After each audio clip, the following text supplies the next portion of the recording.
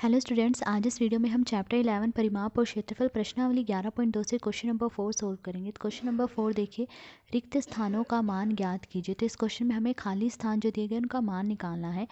तो first part देखिए, दिया गया है आधार 15 सेंटीमीटर, ऊंचाई नहीं दी गई है, त्रिभुज का क्षेत्रफल दिया गया है 87 सेंटीमीटर स्क्वायर।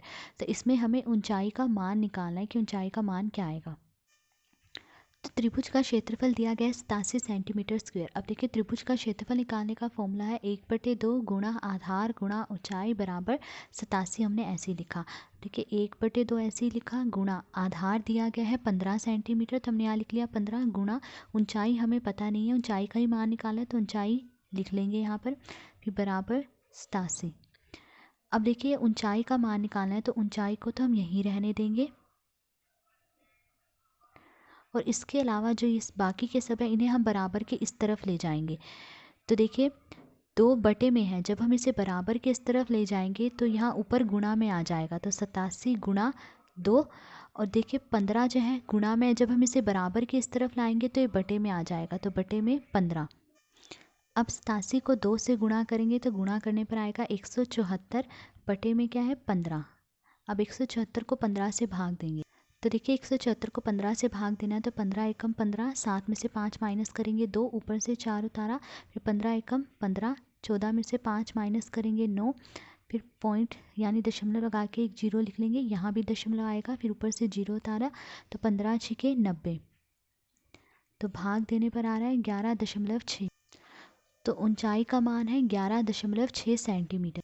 तो यहाँ पर ऊंचाई का मान आया 11.6 सेंटीमीटर। अब सेकंड पार्ट देखिए, आधार हमें नहीं दिया गया, ऊंचाई दी गई है 31.4 मिलीमीटर, और त्रिभुज का क्षेत्रफल दिया गया है 1256 मिलीमीटर स्क्वायर। तो इसमें हमें आधार का मान निकालना है।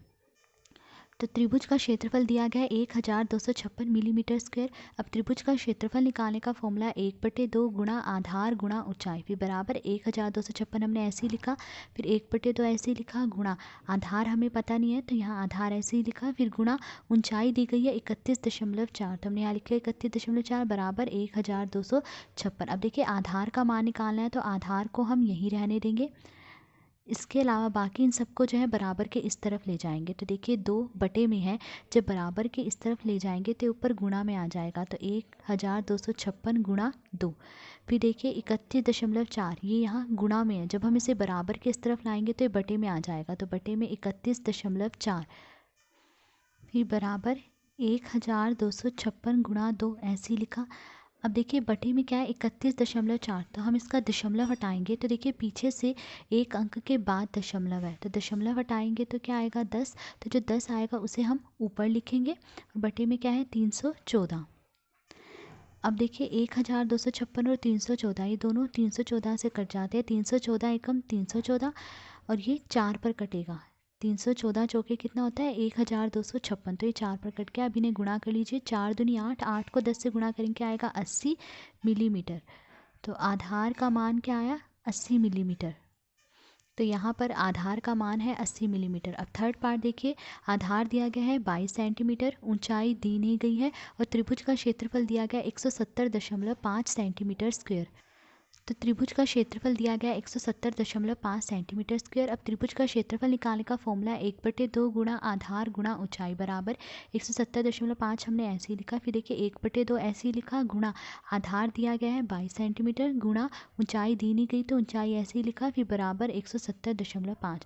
अब देखिए ऊंचाई का मान निकालना है तो ऊंचाई को हम यहीं रहने देंगे, इसके अलावा जो ये बाकी का सब है इसे हम बराबर के इस तरफ ले जाएंगे। तो देखिए 2 में है, जब हम इसे बराबर के इस तरफ लाएंगे तो यहाँ ऊपर गुणा में आ जाएगा, तो 170.5 गुणा 2।